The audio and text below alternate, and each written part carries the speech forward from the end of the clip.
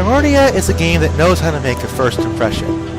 With its moody soundtrack and dark, rust-colored animated graphics, the game captivated my attention from the first time I saw its trailer online, promising a stunning adventure through a world driven entirely by robots and machines.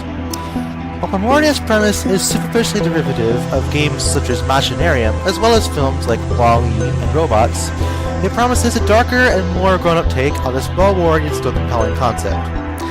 Is it as good as its trailer suggested? Let's dive in and find out. Primordia is a 2D point-and-click adventure game developed by Wormwood Studios and published by Wadjet Eye Games on December 5th, 2012. It runs on Windows and Mac and is available for $9.99 from a wide variety of sources, including Steam and GOG.com. The requirements for the game are very low, so it should be able to run well on a wide variety of systems. Primordia takes place in a far-off post-apocalyptic future, where humans are long gone and only machines are left, living in the remains of human cities and vehicles. You play as Horatio Noble, version 5, an introverted machine who has no trust for the rest of society, preferring to live as a free bot. He spends his days fixing an ancient human airship called the Unique, along with his lone companion, Crispin Horatio Built, a small flying robot. One day, an assassin breaks into the ship and steals its power core, which is all that Horatio and Crispin have to survive. After searching the desert in vain for another core, Horatio and Crispin visit the robot city of Metropole to retrieve the stolen power core from an advanced AI called Metromind, which has taken over the city and transformed it into an oppressive nightmare. Needless to say, this quest for the core quickly turns into something much larger and potentially personal for Horatio, who is forced to confront his past, and why he has always held hatred for the city of Metropole.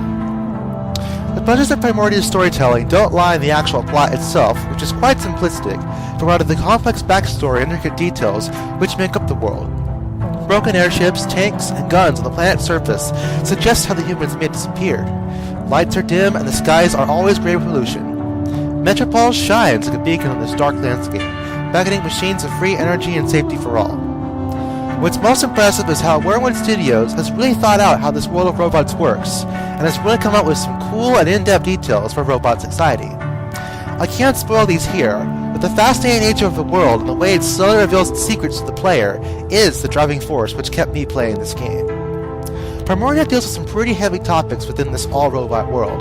The plot deals with issues such as tradition versus progress, governmental oppression, creation, and free will. The game raises questions but never fully gives answers, which may be frustrating for some but work well for others. However, despite the story's interesting themes, the actual plotline does seem to fall apart in the end, with several unexplained plot coincidences and out-of-character actions that seem to pop up out of nowhere in an attempt to deliver multiple endings, only two of which could be considered good. The plot doesn't quite leave the impact it needs due to the rushed pacing near the end, which is a bit disappointing. Still, there are some things that the story does right. One common criticism of Primordia is that two main characters, although robots, act far too human to be believable. However, while it is fairly easy to notice this, I actually enjoyed it since it made the characters much more easier to empathize with as a human player. The two characters generate a believable and warm chemistry, suggesting that they've learned to live with each other over a period of years. Plus, Crispin, unlike many other comic relief characters, is actually a truly funny companion, and this made the contrast with Horatio's stoic outlook on the world feel that much more real.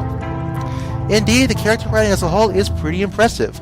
The characters are all memorable and have unique personalities and traits. They are brought to life by a superb voice cast. Fans of the Wadjet Eye portfolio might recognize a few voices in the game, as several of the actors in the publisher's other games also appear here. When the characters stop talking and it's time to start adventuring, however, the game does become a bit more conventional. Primordia's gameplay is bog standard as far as adventure games go. You'll find items, examine and interact with the environment, speak to characters, and try to solve inventory and code-based puzzles. The game's most interesting mechanic is the ability to use Crispin to solve puzzles by clicking the Crispin icon on the interface. This worked pretty well for the most part, and it was an enjoyable way to solve some of the puzzles. For the most part, these puzzles are actually reasonably logical.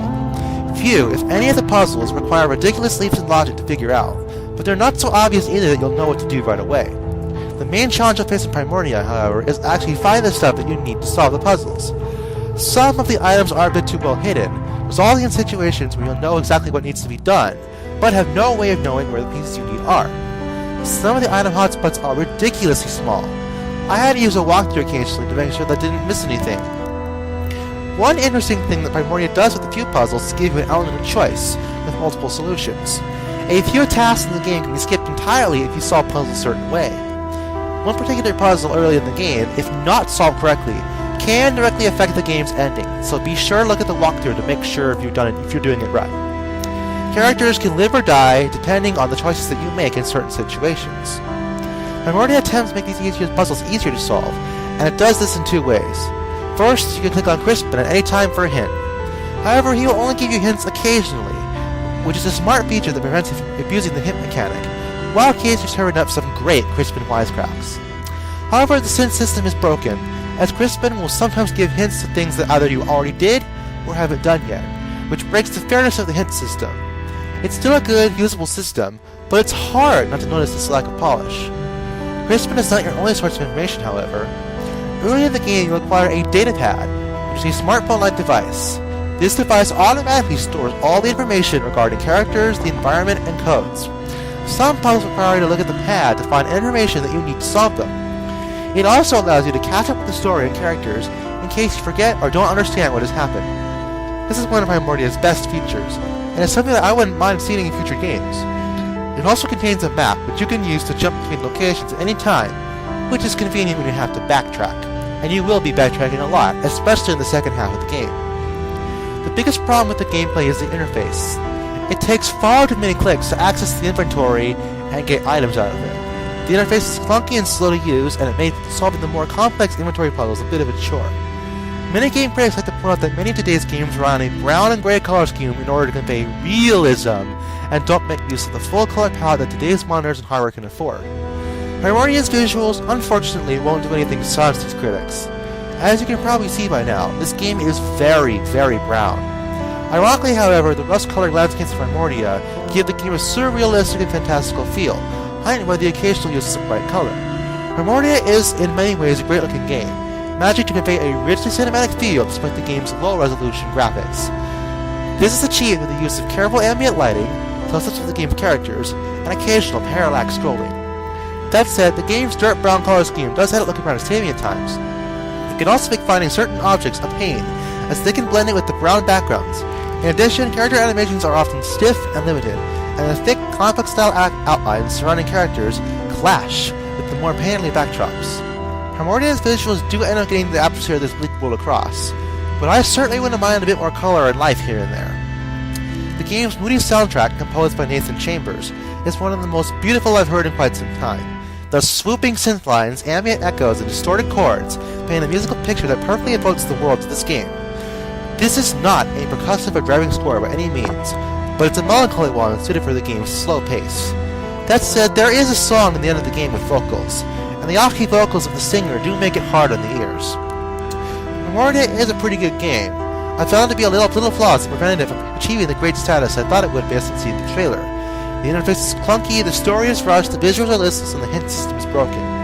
The game as a whole has an undercooked feeling that suggests if the game was in development for just a little bit longer, it would have been a classic.